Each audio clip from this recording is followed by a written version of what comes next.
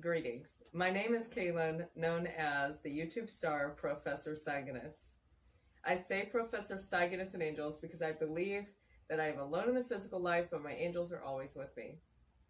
I am the founder of the nonprofit Cygnus Industries, and I live non-sinfully and independently, being an inspiration and a motivation to the ones in need, to live as non-sinners regardless of trauma and injuries. I make sing-along songs that are educational for children and adults. I also do other types of songs of reality songs. I also do documentary as well as film and editing.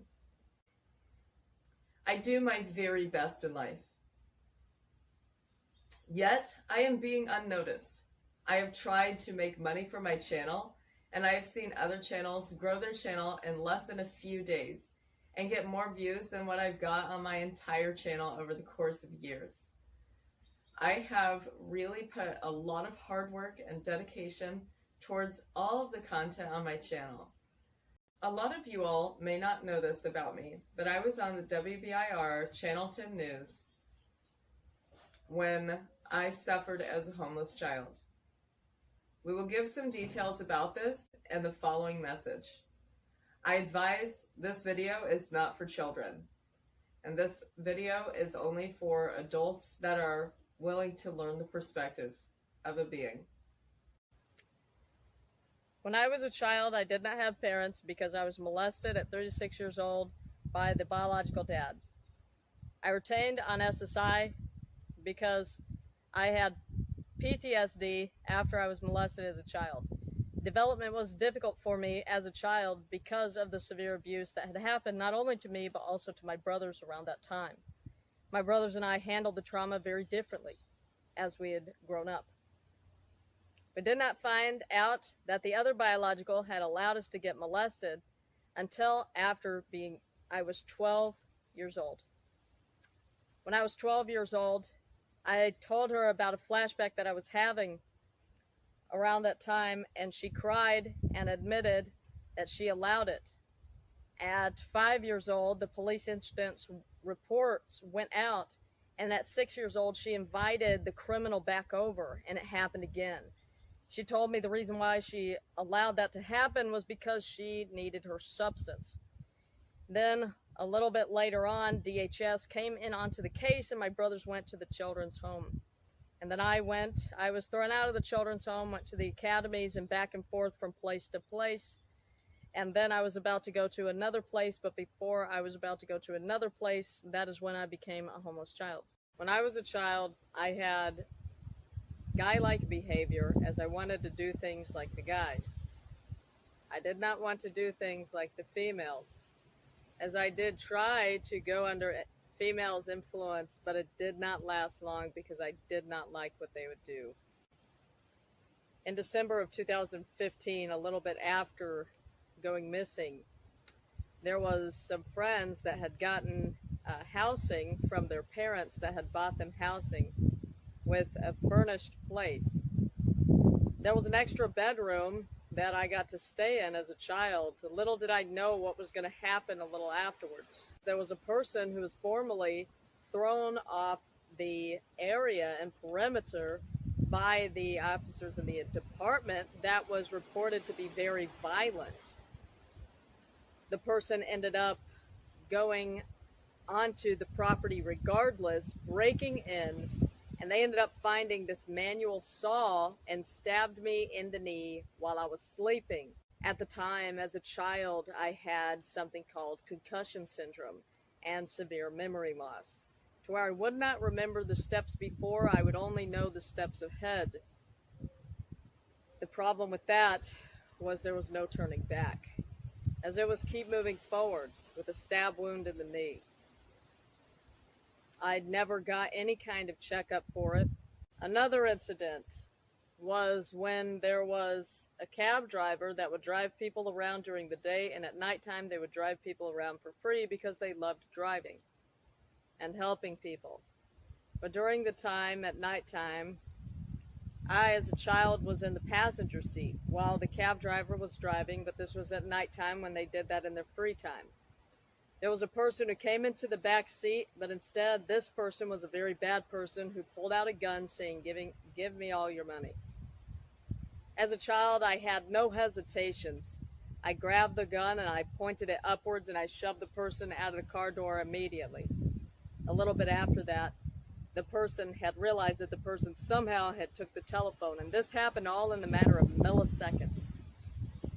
The person jolted up, and the person turned around and started shooting bullets as the person continued to retain the gun. When the person shot bullets, had kept chasing after the person until the person was long gone. Afterwards had turned around back to the person, and the cab driver thanked me for saving his life. A little bit after that, I went across the entire country. There was a cannabis company who seen that I would be a good cannabis model.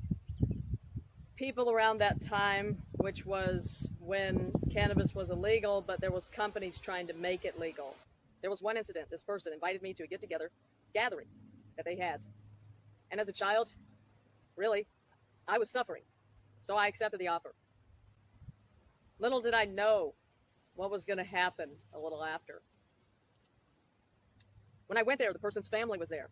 And they were putting things in their lungs that was beyond illegal, beyond unacceptable. And as a child, I actually preached them the Bible until they got up and left the house. The host of the party looked at me like nobody has ever stood up to my family. As a child, had cleaned up people's houses to stay there longer. And during the time of cleaning the person's house, before the other people had gotten there for the gathering, the person ended up feeling attached to me because the person never knew anybody who would do that for him.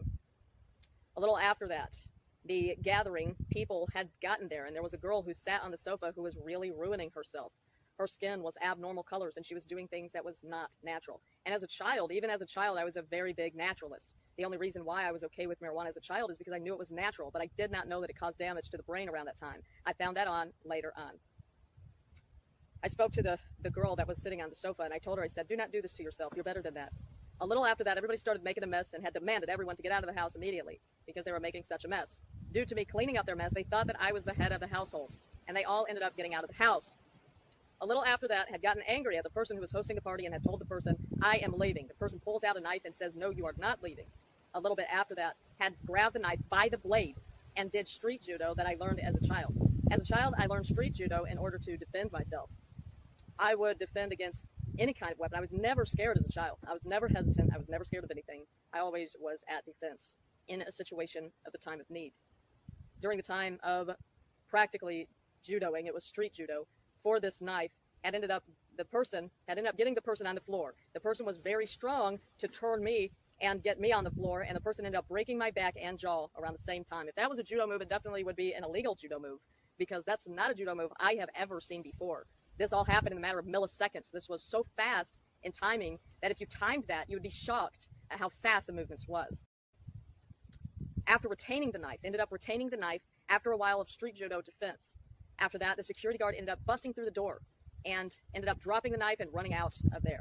Remembering after running out, the street lights were on. Everything spun so dizzy. As a child, had faced a major concussion.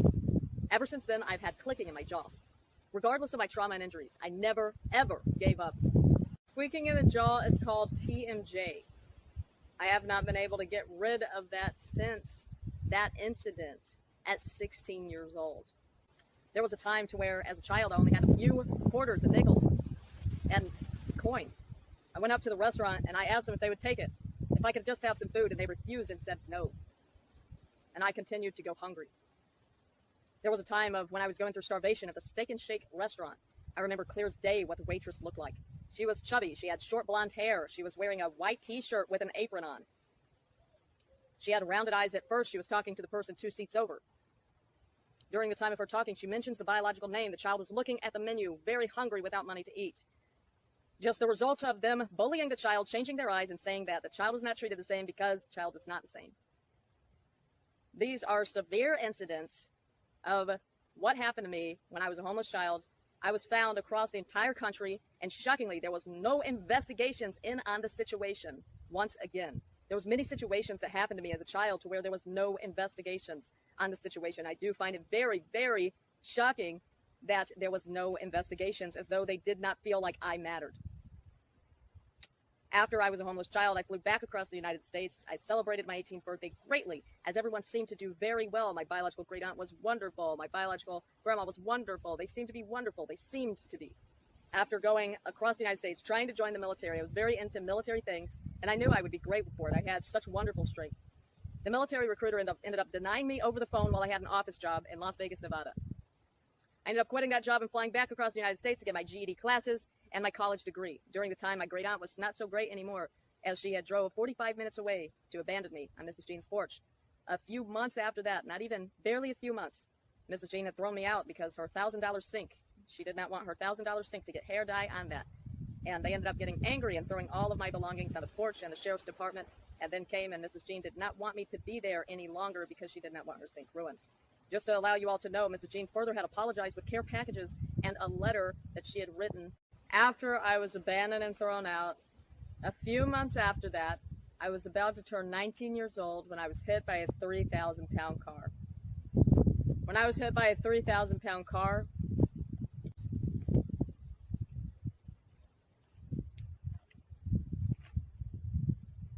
I was resulted with a permanent break and indention in my skeleton, with 2 major hematomas. After I was abandoned and thrown out, then hit by a car, I have not had educational opportunities since, and I would have been well graduated if I would have had educational opportunities. Unfortunately, I have not had educational opportunities since I was in the 6th grade, back before I was in the children's academies. I took some 7th grade classes, but there was not much available, for the academies did not count as the same credits as regular school. Well, after that incident, I was no longer eligible for any of the following jobs: the military, a police officer, anything that requires heavy training, anything that requires good medical status. After I was hit by a car, I did not have a follow-up appointment like I was supposed to. I did not get neurosurgery like that was requested to check up with a neurosurgeon. Instead, I stuck to nature, natural healing. And in fact, that was better for me than getting doctors prescribed chemicals that are unnatural. What was better for me is to stick to nature and to get physical exercise every day. There was many times of severe pain of the brain injury, and even continuing to be. Regardless of trauma and injuries, I decided to live as a non-sinner after I was hit by a car. I took the leap of faith with the heavens, and I lived homeless at the end of 2020 through the start of 2021 until church ministry helped to the previous housing. Now I have my own property that I cleared by hand. Also, there is wonderful lessons on the YouTube channel. All you have to do is click my icon photo and you can get your free screen photo printout, puzzles of anatomy, and the sing-along songs that go with that on the channel. Go ahead, click the icon or search Professor Cygnus, spelled C-Y-G-N-U-S, Biology Song Album. There's so many wonderful songs on my channel. Go ahead and tune in, you all. Stay healthy and invest wisely.